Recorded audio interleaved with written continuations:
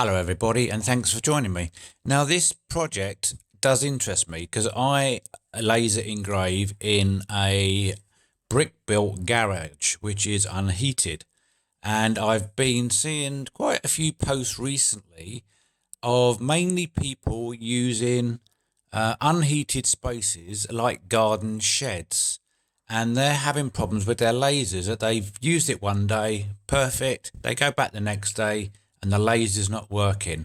And one of the problems that keeps reoccurring is the power supplies. When these power supplies get cold, they start to fail. And doing some research, it's probably because of the what they call the electrolytic capacitors inside, that they tend not to work well in colder extreme temperatures, and then your laser won't work, or it will work but it won't cut or engrave. So the solution for this is that people have been unplugging their power supplies, bringing it indoors, which is probably around 20 degrees C, nice and warm, leave it indoors for an hour, then they go back out to their unheated space and plug it back in. Now, as I said, my space is unheated and it doesn't tend to drop below 12 degrees C, so relatively warm.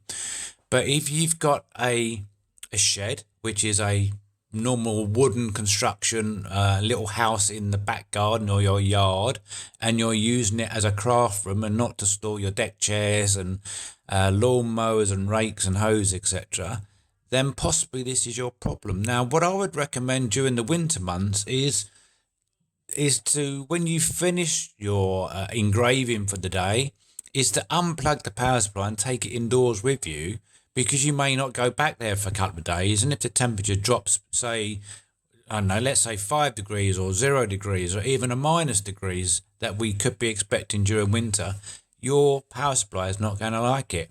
Okay, the laser module itself has capacitors on its electronics, but I believe they're probably better quality than the ones in the cheap brick power supplies. So I'm going to monitor my temperature, because it is early January 24 at the moment, and I'm going to see what my temperature drops down to in my unheated space, and if it gets lower, if my laser starts not working, I'm going to be looking at that as a remedy to take the power supply upstairs when I'm not using the laser, let it warm up, and hopefully we'll all be lasering and making safe smoke together. So let me know if you've experienced this problem yourself, and if you've tried this remedy and it's worked for you. So that's Andy wishing you a good afternoon and continue making safe smoke. Thanks for making it to the end of my videos. If I've earned your respect and your trust, perhaps you would consider subscribing to my channel. It really does make a massive difference.